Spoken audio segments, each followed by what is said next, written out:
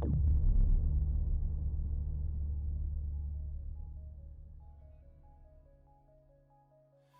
everyone, in this video we're going to have a little bit of a unique one-off special, which is normally I'm here sat with Ollie, who is, well, not here on the sofa with me, so I'm along on my own, and we're going to do a little short Q&A session because we had a Instagram live which had a number of questions which all of you out there sent through to us about training and warm-ups and injury prevention and fingerboarding and all sorts of different subject matters. And so I thought what we'd do is take those questions and do a special one-off video for that to kind of answer specifically those Instagram live questions and put them on the YouTube channel. And also what we are going to do is a little bit different today as well, is over this side of the video, so over to my left or my right, we're going to cut the screen in half and have a demo of me doing one of the particular exercise sets which someone out there asked about fingerboarding warm-up, which I think will be a cool idea because a lot of the time you see me and Ollie sat here talking about training theory and the things that we're going on with, but a number of you out there have asked about, can we have it a little bit more interactive within the video and some cutaways, and how we could make it a little bit more clear in terms of some of the training theory. So hope you enjoy this kind of newer format of the video content, and just give us some questions and comments below if you like it or you prefer it in a different manner. Everything that we get from feedback from all of you out there is always really useful for us and helps us move forward on the type of content and how we do this. So let's get on with the first question that came up on the Instagram live Q&A, which was about this fingerboarding. And I can't remember the name of the person that asked it, but they said, how do you warm up at home for a fingerboard session?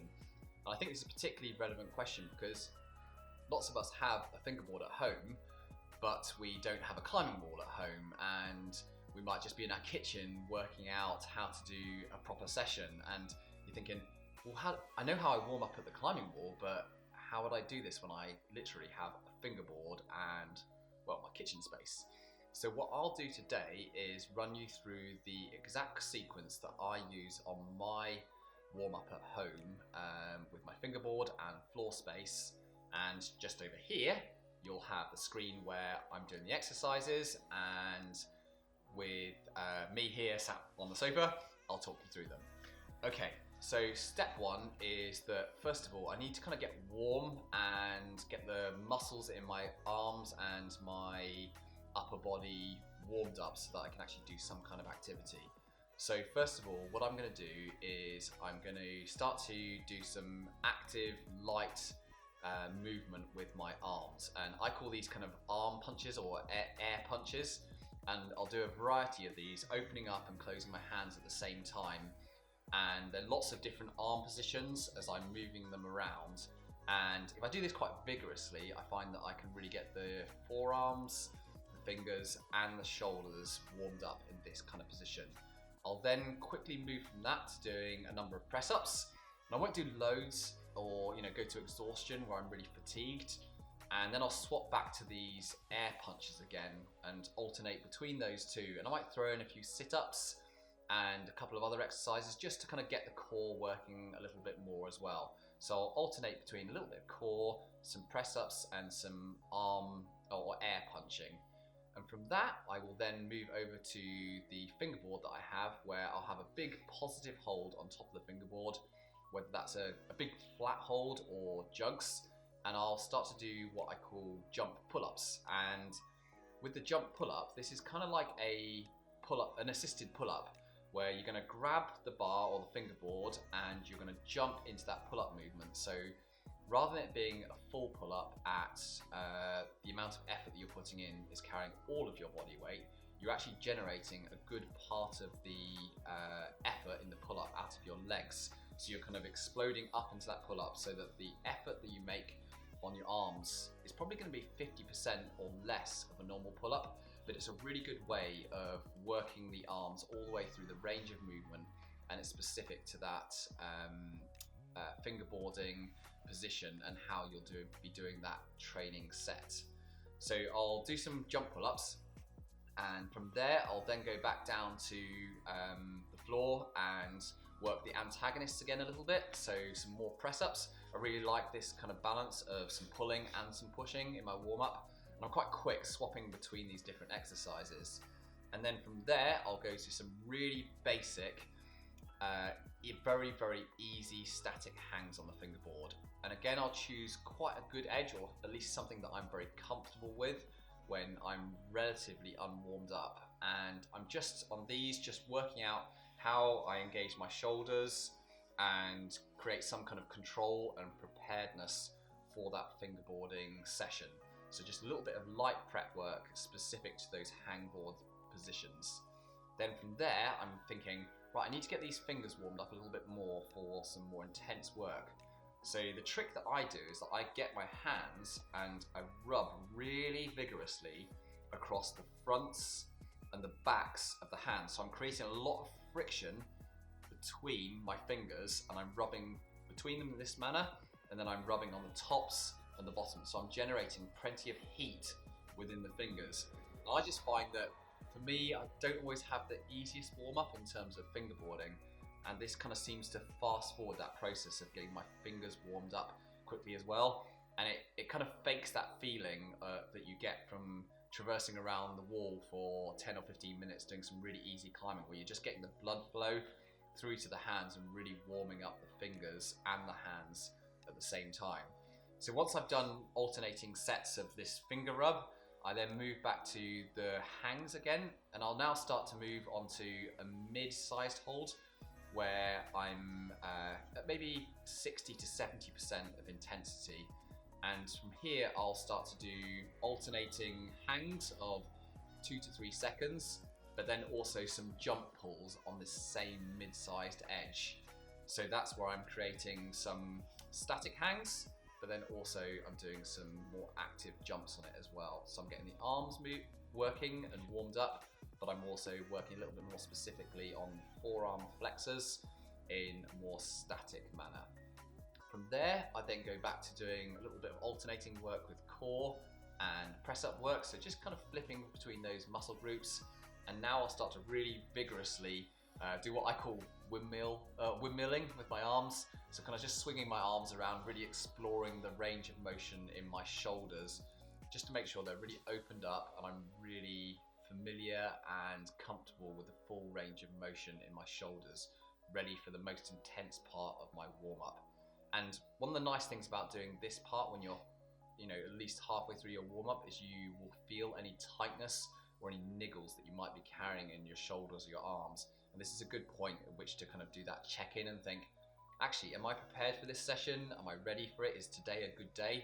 Because if you're not feeling it today and there's any excessive tightness or you're feeling any tweaks or niggles, this might be a good time to kind of knock the session on the head and say, maybe I'll come back tomorrow or I'll come back later in the day, and just hold back if you're seeing any kind of issues within your warm-up. It's always a good sign that it might not be the right day, or you're just gonna have a much longer warm-up on the day. So from there, I will then move into now a session of, or not a session, but a sequence of much more intense hanging, and I'll slowly build up from here. So I'll get my pulley set up or my harness and weight set up, and I'll slowly increase the intensity of 2 to 3 second hangs towards what I know is my maximum score for a session. So for example, if on my one arm hangs, I know that my maximum is 10 kilos of assistance, I'll do a sequence of hangs from 20 kilos of assistance, 17 and a half, 15, 12 and a half, and I'll slowly build up towards that 10 kilo maximum score, and do that through a sequence of 2 to 3 second hangs.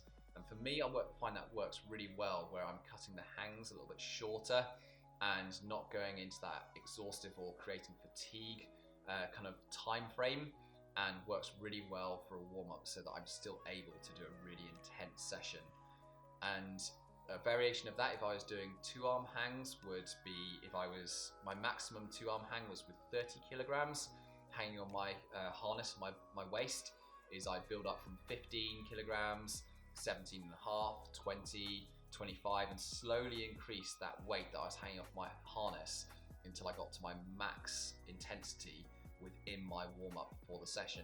And I think that's important to stress, that if you're going to do a really good, effective warm-up for a fingerboard session, right at the end of that warm-up, you do need to include the intensity of hang, which mimics what you're going to be doing in that session, because there's no way that you can start to get into a high-quality training session on a fingerboard unless you're 100% prepared in your body for the kind of intensity you're going to throw at it.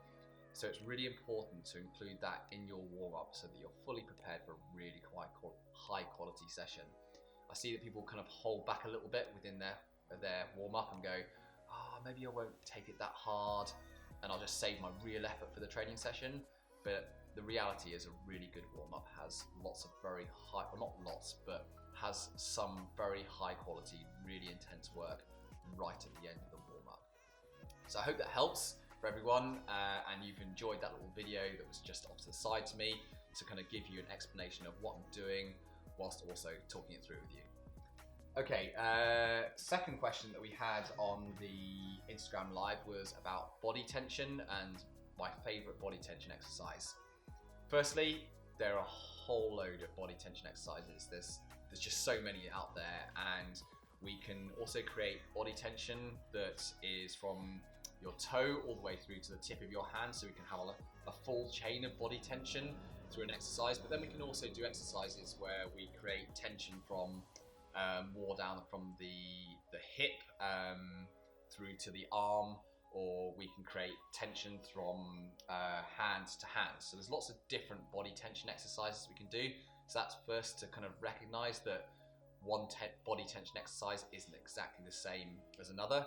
But for me, one of my favorite ones is on a steep system board, and isolating the tension that you create in your body from your toe all the way through to your locked off shoulder position, and really working the posterior chain, so the back of your body, so all the way from the back of your shoulder through to your lower back, your glutes and your hamstring, and also calves all the way through to your foot in a locked off position. And an example of that would be to get this handhold on a steep system board, pull this in, really lock it off, create tension in that part of your body, but also really concentrate on the tension that you hold through your back, lower back, and your legs through to that toe. And I might hold that for 2, 3, 4, 5 seconds, and then move on to the other foot and lock that other arm and do the opposite foot as well. And this is a really nice body tension exercise which is specific to climbing and can be done on pretty much any system board as long as you're able to hold this position. So the key with it is to find a foothold that you can actually create that force and tension through, but also a handhold that you can actually hang on to for long enough so you can create tension in 3, 4, 5 seconds. Last question that I'm going to do on this one, so that we kind of keep the video within a watchable limit, and you guys have got something which is useful that you can go away and work on. Don't worry, we'll always do more questions.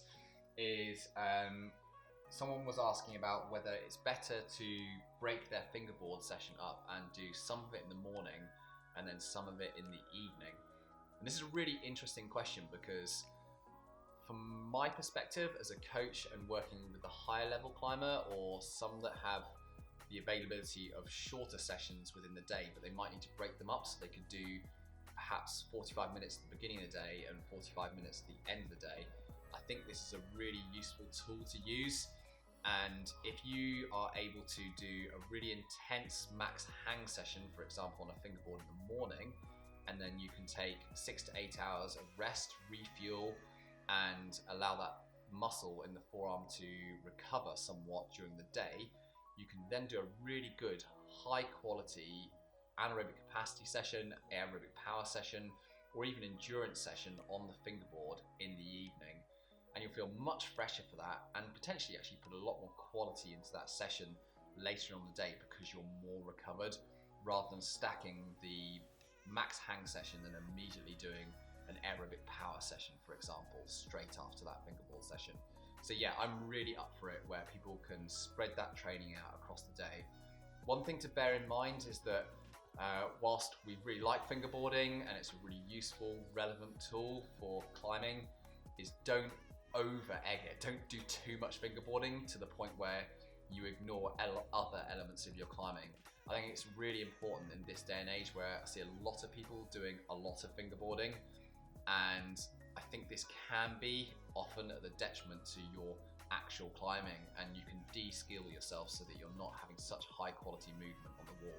So do remember that if you had the choice of a quality fingerboard session in the morning, and then in the afternoon you could do a normal climbing session or an endurance fingerboarding session, I'd always take the normal climbing session.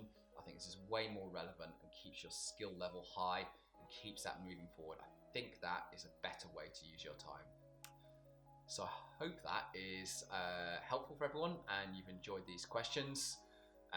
As ever with the videos, please click to like and do subscribe to our channel if you want to keep in touch with these videos. We're always happy to have you here. Give us some comments if you want more stuff, different stuff, or want to just give us feedback on the videos. And otherwise, tune in again soon, and thanks for watching.